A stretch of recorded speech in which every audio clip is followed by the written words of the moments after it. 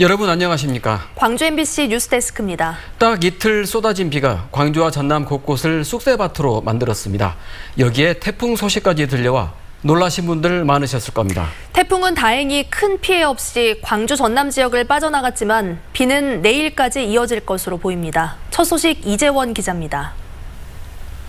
호남고속도로 석곡나들목 부근입니다. 천안 방향으로 곡성나들목까지 차량 통행이 전면 통제되고 있습니다. 계속되는 호우에 지반이 약해진 데다 태풍까지 몰아치면서 산사태가 우려돼 응급 복구에 나선 겁니다. 다 이제 복구가 된 상태였고,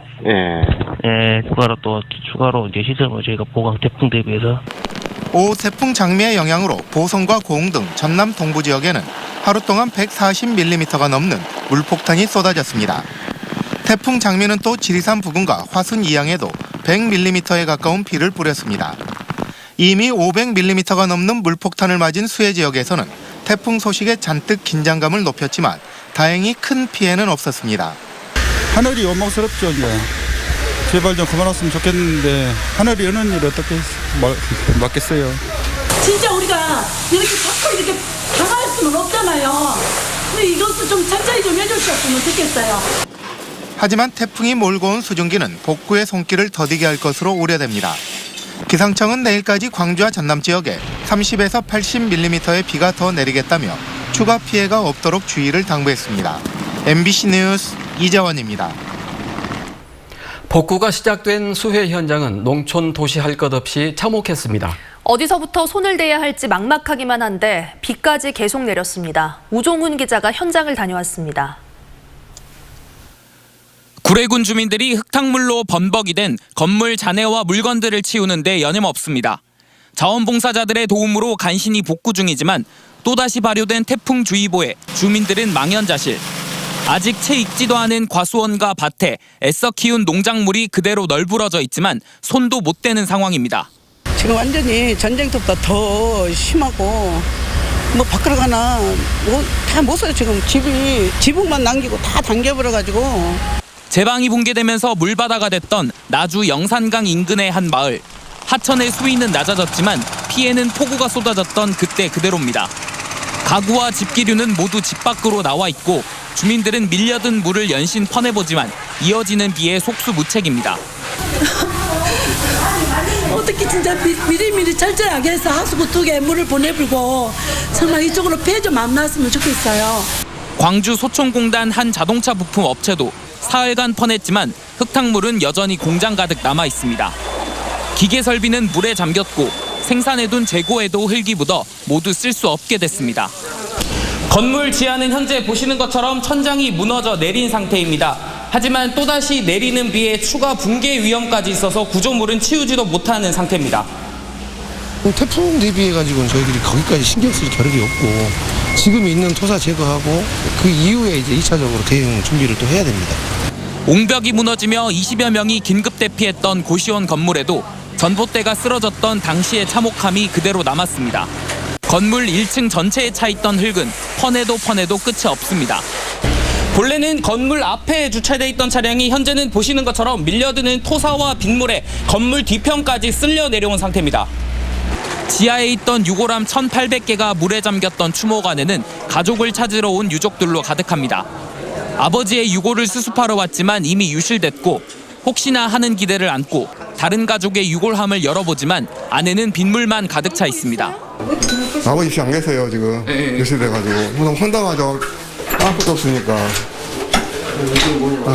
진짜 이게 어떻게 됐는지 모르겠고. 기록적인 폭우로 10명이 숨진 광주와 전남. 본격적인 복구를 시작하기도 전에 다시 쏟아진 비가 피해 주민들의 애간장을 녹이고 있습니다. MBC 뉴스 우종훈입니다. 짧은 시간에 워낙 많은 비가 쏟아지긴 했지만 하늘만 원망할 일은 아닌 것 같습니다. 특히 섬진강 유역에서 발생한 침수 피해와 관련해 물관리 당국이 홍수 조절에 실패한 게 아니냐는 지적이 나오고 있습니다. 김철원 기자가 보도합니다. 지난 8일 오전 11시 45분 전남 구례군 서시천의 하천 제방이 무너진 자리로 강물이 역류하는 장면입니다. 이 터진 둑을 따라 섬진강과 지류인 서시천 그리고 빗물까지 함께 뒤섞이며 역류해 구례 읍내를 물바다로 만들었습니다. 차기 시작해가지고 9시 돼서 이제 그때 완전 이제 사람이 손 쓸 수 없는 상황에 왔어요. 이거 터져가지고 밀고 들어오는데 이렇게 자기 몸만 빠져나오게 된 거예요. 몸만. 지류인 서시천이 범람한 건 본류인 섬진강의 수위가 워낙 높다 보니 지류의 물을 받아낼 여력이 없었기 때문입니다. 섬진강 댐은 지난 8일 오전 8시부터 무려 초당 1,800톤의 물을 방류했는데 이는 수자원공사가 물관리위원회에 보고한 최대 방류량인 초당 600톤의 3배가 넘는 엄청난 양이었습니다. 섬진강 댐이 이렇게 엄청나게 많은 물을 쏟아내면서 하류에 있는 전남북과 경남의 많은 마을들이 큰 피해를 입었습니다. 해당 마을들의 불만은 이만저만이 아닙니다.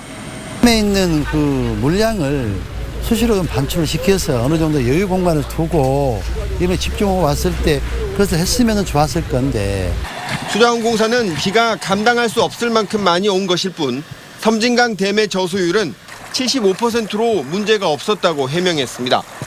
하지만 장마가 이렇게 유례 없이 길어지는 상황에서 저수율과 방류량을 좀 더 탄력적으로 운영했어야 한다는 지적이 나옵니다.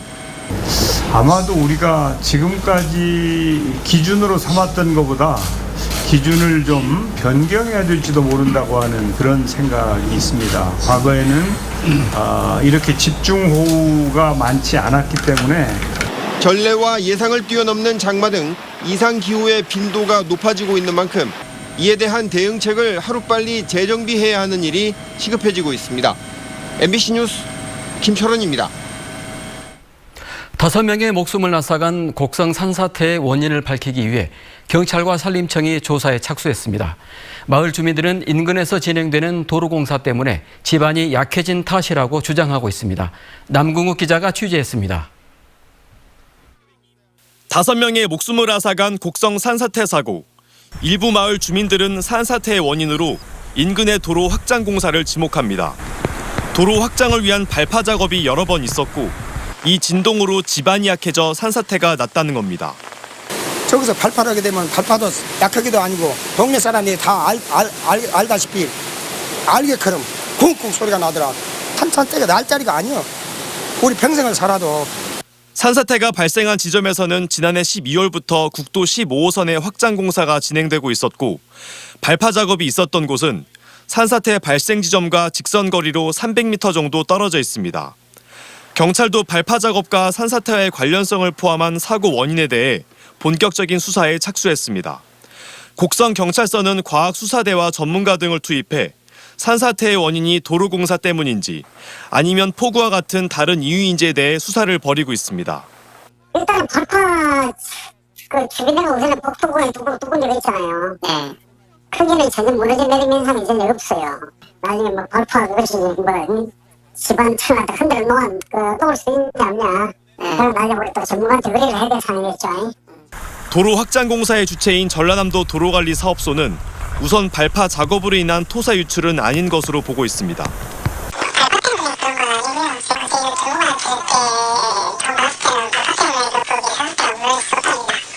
산림청도 산사태 여부에 대해 조사를 벌인 가운데 인근 주민 30여 명은 태풍으로 인한 추가 피해를 우려해 대피했습니다. MBC 뉴스 남궁욱입니다. 이번 집중호우는 사람뿐만 아니라 가축들에게도 큰 순환이었습니다. 물속에서 허우적대거나 지붕으로 피신한 소의 영상을 보고 안타까워하신 분들 많았을 텐데요. 물이 빠지고 난 뒤 대대적인 구출 작전이 진행됐습니다. 이계상 기자의 보도입니다. 위태롭게 내려앉은 지붕 위에 누렁소 5마리가 자리를 잡고 있습니다. 섬진강이 범람하면서 갑자기 물에 빠진 소떼가 용케도 민가 지붕 위로 몸을 피해 살아남은 것입니다. 벌써 사흘째 오도 가도 못하고 구조를 기다렸습니다. 6마리에서 1마리 떨어져 죽고 지금 현재 5마리 올라와 있구만. 긴급 출동한 119 구조대원들이 마취총을 준비해 소를 1마리씩 잠재운 뒤 대형 크레인을 이용해서 힘이 빠진 소를 땅 아래로 구조해냅니다. 엄마 이 안에도 소가 있다. 응? 이 안에도 소가 있다. 침수 피해로 지붕이 무너져버린 집 안에서 누렁소들이 연이어 발견됩니다. 벽 뒤로 몸을 숨긴 소들은 발버둥을 치다가 천신만고 끝에 집 밖으로 빠져나왔습니다. 구례군에서 사육 중이던 한우는 1,500여 마리, 섬진강 범람으로 축사가 물에 잠기면서 대부분이 집을 잃은 신세가 됐고 이 가운데 3분의 2 정도만 무사히 구출됐습니다. 그나마 농민품으로 돌아온 수들도 상태가 좋지 않습니다. 물속에 돌아다니는 상태는 각종 세균에 아마 오염됐을 것으로 봅니다. 그래서 지금 상태로 내려놓고 봐도 그렇게 아주 건강하다고 볼 수 없는 상황이에요, 지금. 전남 지역에서는 농민들이 자식처럼 키우던 한우 450마리가 집중호우 피해로 폐사한 것으로 집계됐습니다. MBC 뉴스 이계상입니다. 집중호우와 함께 쓰레기들도 강으로 떠밀려 왔습니다. 영산강 줄기를 타고 거대한 쓰레기띠가 생겼고 목포 바다까지 쓰레기 천지입니다. 김진선 기자가 현장 취재했습니다. 영산강이 끝나는 영산호 가장자리에 마치 간척 사업을 한 듯 쓰레기 섬이 생겼습니다. 사흘 동안 집중된 폭우로 영산강 본류와 지천의 쓰레기가 쓸려 내려온 겁니다. 강물과 함께 밀려든 쓰레기들입니다. 이 땅으로 보일 만큼 수백 미터까지 갖가지 쓰레기들이 밀려왔습니다. 스티로폼과 페트병 등이 수초와 잡목들과 뒤섞여 영산호는 거대한 쓰레기장이 됐습니다. 내가 살면서 이렇게 생긴 게 처음인데 이거 안 치우면 악취나고 큰일이죠. 정부에서 얼른 빨리 해야지. 강을 따라 올라가 봤습니다.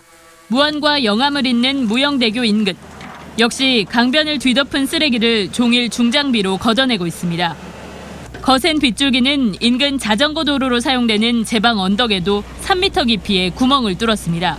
이번에 비가 많이 오면서 수위가 높아져가지고 물이 그쪽으로 스며들어서 이렇게 발생한 걸로 이렇게 사흘 동안 280mm의 많은 비가 내렸던 한평에서도 복구 작업은 분주했습니다. 하천 옆 방앗간과 식당을 비롯해 주택 100여 동이 침수된 상태. 공무원과 자원봉사자들이 일손을 돕고 있지만 주민들은 막막한 마음을 감출 수 없습니다. 지금 눈물 날 것 같아. 진짜로. 마음 이제 말을 어떻게 하니까 잘 안 돼요. 영산강이 시작되는 담양과 나주에서도 인명피해는 물론 변온이 침수되고 하천 제방이 유실되는 등 집중호우로 인한 피해가 속출했던 전남. 영산강 상류를 핥히고 내려온 폭우는 하류에도 거대한 쓰레기산을 만들며 끝나지 않은 피해를 남겼습니다. MBC 뉴스 김진선입니다. 오늘 오후 1시 30분쯤 구례군 광이면 구만리의 한 야산에서 토사가 쏟아져 국도 7호선의 옹벽 일부가 무너졌습니다.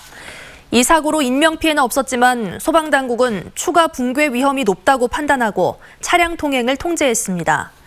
행정과 소방당국은 중장비를 동원해 응급 복구 작업을 진행하고 있습니다. 정세균 국무총리가 폭우 피해 지역에 대한 선제적인 특별 재난지역 선포를 주문했습니다. 정 총리는 오늘 태풍 대처 상황 점검 회의에서 집중호우로 많은 피해가 발생한 전남과 전북 지역에 특별 재난지역을 선포하는 절차를 신속하게 진행하라고 지시했습니다. 특별 재난지역으로 선포되면 피해 복구비의 절반을 국비로 지원하고 각종 세금과 공공요금이 감면되거나 유예됩니다. 섬진강 유역 홍수 피해 현장을 찾은 미래통합당 지도부가 4대강 사업을 재평가해야 한다는 발언을 이어갔습니다.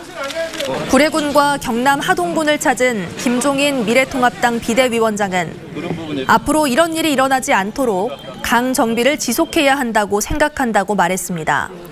주호영 원내대표도 4대강 사업을 하지 않은 섬진강에서 가장 많은 피해가 생겼다며 수해 방지에 필요한 토사 준설 등을 통해 물그릇을 크게 해야 한다고 말했습니다.